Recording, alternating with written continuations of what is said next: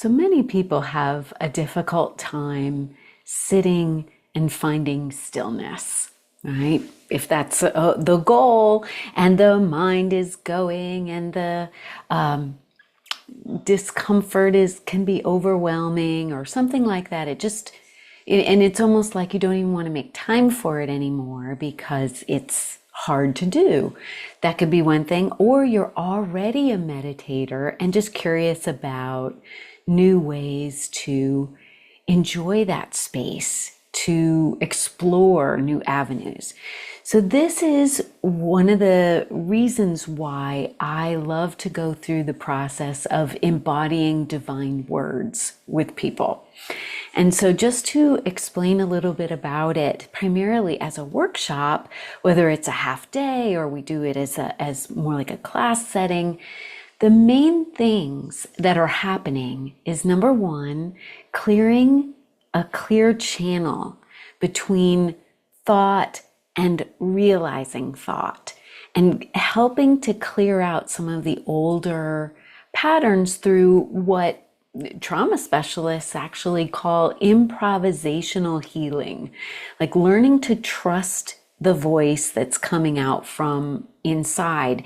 And even if it's a false voice or like a mean inner critic voice or that sort of thing, shortening the time between your awareness of it and being able to recognize it from your higher self. I think that's very important. So that's one thing that we work on through opening the channel, through creative writing, through stream of consciousness writing, morning pages, a lot of people are familiar with from the Artist's Way.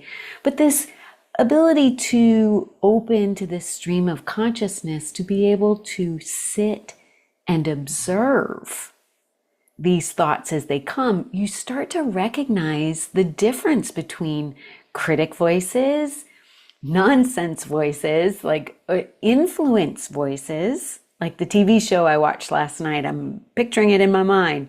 So being able to differentiate is so helpful, but it requires a certain amount of spaciousness to sit and be the observer of these thoughts.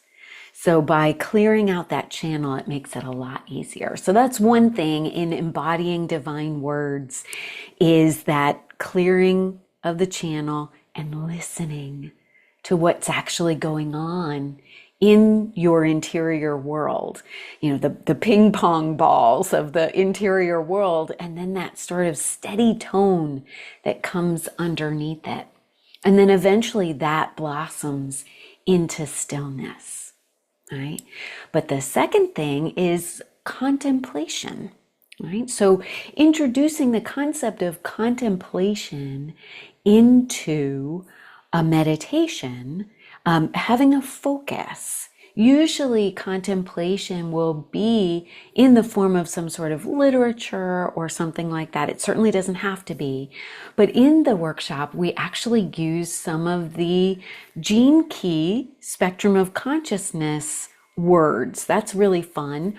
Or poetry. There's lots of different things to choose from. But in our Embody Divine Words workshop, I love to use them because they are so universal and everyone relates to these words. And the spectrum means that the heavier aspects of an idea, like how we can take everything and sort of twist it into something a little darker, that's just human nature. And learning how to sit with that is just as important as recognizing the truth in what's really going on. Like, why am I defending myself?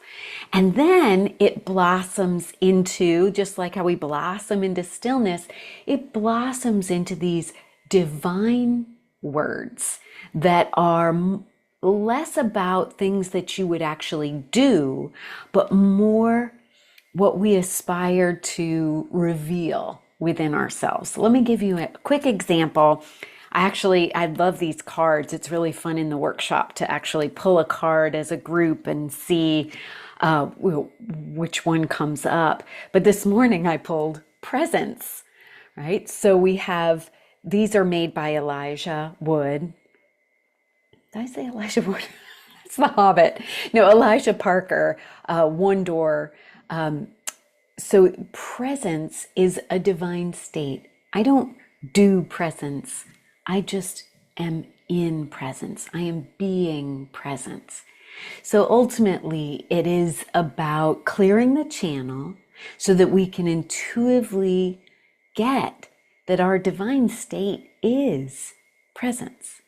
And so contemplation can help focus that in so that we can open to that realization. And the subconscious mind then can take the images that arrive from that and help you to really sit in that feeling. So it's like a cooperation between your conscious mind and your subconscious body, opening to the super conscious. Doesn't that sound delicious? It is.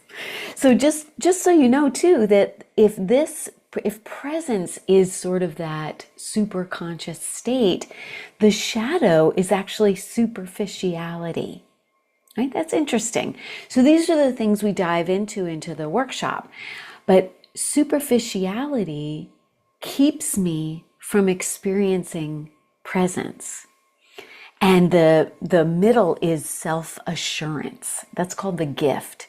So when I invite in, it's a little bit more something I can do when I recognize I can be self-assured that I am in presence. All I need to do is go from superficiality to sitting into recognizing there is something larger. There is that observer state is right there. So that is part of what we do during the workshop, and then bringing in some phrases or images to use for self-hypnosis going forward. Relaxing, fun, requires no experience. I hope that you'll join me. Thanks for listening. Where's the stop? There.